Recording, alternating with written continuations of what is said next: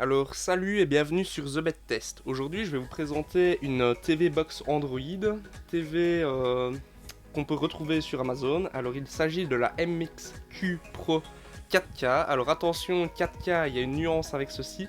Je vous expliquerai ça un peu plus loin. Sinon on peut la retrouver sur Amazon au prix de 100 € ou actuellement elle est en numéro 1 des ventes et du coup elle est vendue à 40 €. Donc je vais vous déballer le produit et vous montrer ça. Alors nous avons la petite TV qui fait à peu près, voilà, qui reste bien dans ma main comme vous pouvez voir. Nous avons plusieurs ports USB, nous en avons 4 au total, 3 sur cette face-ci avec un port pour la carte SD. Puis nous avons le quatrième port, un port HDMI, un port AV pratique si vous n'avez pas l'HDMI sur votre TV, un port Ethernet et la prise d'alimentation. Alors attention, vous n'êtes pas obligé d'utiliser Ethernet avec votre box, elle dispose d'un Wi-Fi. Par contre, je vous conseille tout de même d'avoir un petit disque dur ou une clé dédiée pour la box car elle ne fait que 8 Go.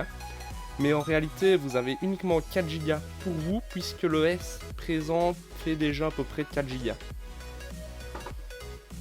Donc nous retrouvons avec cette box le chargeur, enfin l'alimentation plutôt. Voici.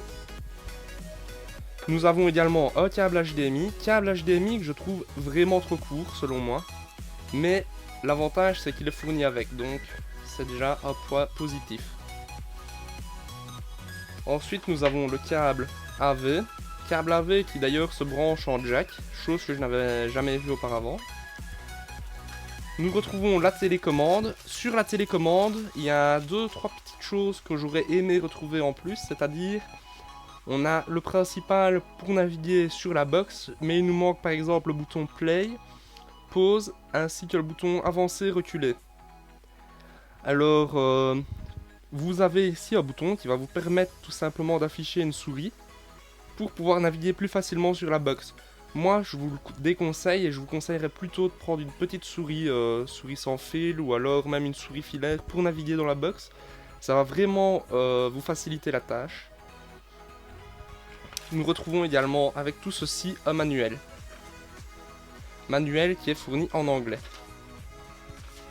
Alors un peu plus tôt, je vous ai dit que cette box était capable en fait de lire la 4K.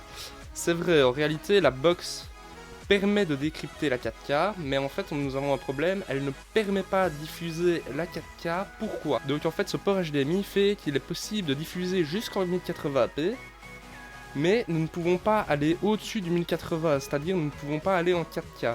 Gros problème, puisque la box décrypte la 4K, donc c'est vraiment une faute du constructeur que je trouve dommage de vendre une box qui est capable de décrypter la 4K, mais qui n'a pas la possibilité de transmettre la 4K. Enfin voilà, sinon mes avis là-dessus, c'est que je l'ai utilisé un petit peu, je l'avais déjà déballé avant. En la déballant, j'étais assez surpris, franchement, parce que le poids, la taille et tout ça, ça se place vraiment n'importe où, c'est pratique. Chose à savoir, moi, chose qui m'intéressait vraiment sur ceci en fait, c'était la possibilité d'ajouter des manettes. Savoir, moi j'ai une manette Xbox 360 avec l'adaptateur Xbox 360, mais nous avons un problème, c'est que je n'ai toujours pas trouvé le moyen de connecter la manette sur la box. Donc si quelqu'un avait la solution pour ça, car vu que c'est une interface Android, elle va vous permettre de télécharger des émulateurs, par exemple de Nintendo 64, de PSA, de Game Boy Advance, de Sega, et vous permettre alors de jouer à des anciens jeux, ben voilà, des anciens jeux, des jeux qu'on ne trouve plus vraiment, des jeux assez durs en soi. Enfin voilà, c'est tout pour la présentation de cette box. Si vous voulez en savoir plus, n'hésitez pas à laisser un commentaire, je ferai un plaisir de vous y répondre, et ben, merci d'avoir regardé cette vidéo, et ben, à la prochaine.